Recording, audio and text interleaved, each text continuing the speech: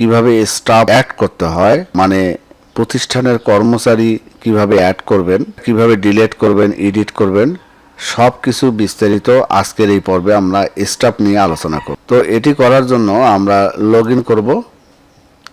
Log in করার পর এরকম ইন্টারফেস আসবে।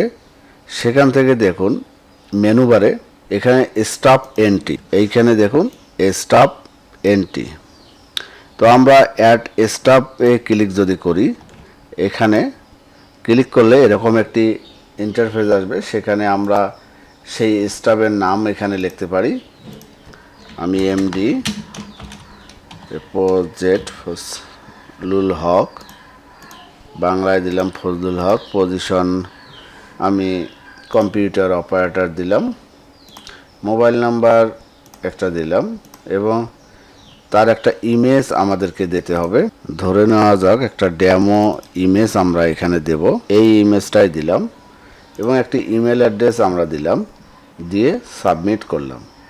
ডাটা ইনসার্ট হয়েছে। তো এখন আমরা যদি এই স্টাফ ডাটাতে যাই এবং দেখুন এখানে শো স্টাফ, এইখানে যাই, এইমাত্র যে আমরা স্টাফটা অ্যাড করলাম সেই স্টাফ কিন্তু এখানে চলে আসছে। তো এখন আমরা এই স্টাফের যদি এডিটে যাই, তাহলে এডিট গেলে এখানে দেখুন স্টাফের একটা আইডি, এখানে একটা স্টাফের আইডি আসছে। তো আমরা এখানে স্টাফের একটা আইডি আমরা দেব S-990, মানে একটা আমরা স্টাফের আইডি আমাদের মন মতো আমরা দিলাম, অথবা সামনে 2024 দিলাম 990। এটা আপনার মতো করে আপনি আইডিটা তৈরি করবেন। এরপর জয়েন ডেট, আমরা একটা জয়েন ডেট দেব। জয়েন ডেট আমরা জানুয়ারি মাসে দিলাম, এটা আপনার মতো করে দেবেন। এক্সপায়ার ডেট, এটা আইডি কার্ডে লাগে, তো এক্সপায়ার ডেটটা আপনি আপনার মতো দেবেন। আমি ডিসেম্বর পর্যন্ত এক্সপায়ার ডেট দিলাম। এরপর দেখুন এখানে ব্লাড গ্রুপ আছে, আমি ব্লাড গ্রুপ দিলাম। সব কিছু ঠিকঠাক থাকলে আমি সাবমিট আবারও দেব। তো আমরা এখন যদি স্টাফ শোতে যাই, দেখুন আমাদের সব কিছু ঠিকঠাক হয়ে গেছে। এরপর দেখুন স্টাফের এখানে অনেক কিছু আছে। চাইলে আপনি স্টাফকে SMS পাঠাতে পারবেন, যে নাম্বার আমরা দিয়ে স্টাফ এন্ট্রি করলাম।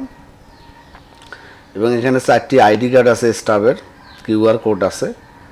তো আমরা এখানে QR কোডে ক্লিক যদি করি, জেনারেটে ক্লিক করি, দেখুন 3 জন স্টাফের QR কোড জেনারেট হয়ে গেছে। আমরা এখন যদি ইয়েতে যাই, শো স্টাফে যাই, তো আমাদের 3 জনেই কিন্তু এখানে ডাটা এন্ট্রি করা আছে, 3 জন স্টাফের। তো আমরা একটা আইডি কার্ড যদি আমরা দেখি, মনে করেন আমি 3 নম্বর আইডি কার্ডটা ক্লিক করলাম, দেখুন 3টি আইডি কার্ডও এখানে জেনারেট হয়ে গেছে। সর্বশেষ আমি যে আইডি কার্ডটা জেনারেট করলাম তার আইডি নাম্বার এখানে দেখতেছেন এবং সব কিছু ঠিকঠাকভাবে একটা আইডি কার্ড প্রসেস হয়ে গেল।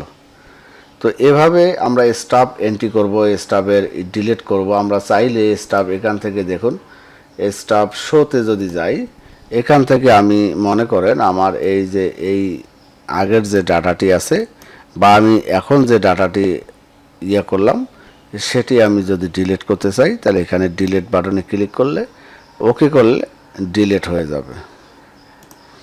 অথবা আমি নিচেরটা ডিলিট করব, আমি এখানে ক্লিক করে 2 নম্বরটা আমি ডিলিট করলাম, তাহলে দেখুন একটা ডিলিট হয়ে গেল। অথবা এডিট করতে পারবো, এখান থেকে নতুন করে অ্যাড করতে পারবো।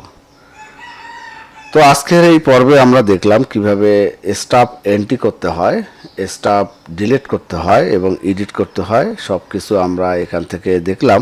যদি আপনার কোনো আলাদা কোনো স্টাফ বিষয়ে প্রশ্ন থাকে, তাহলে আপনি হোয়াটসঅ্যাপে জানাবেন, আমি আবারও নতুন করে স্টাফদের জন্য একটা ভিডিও তৈরি করব।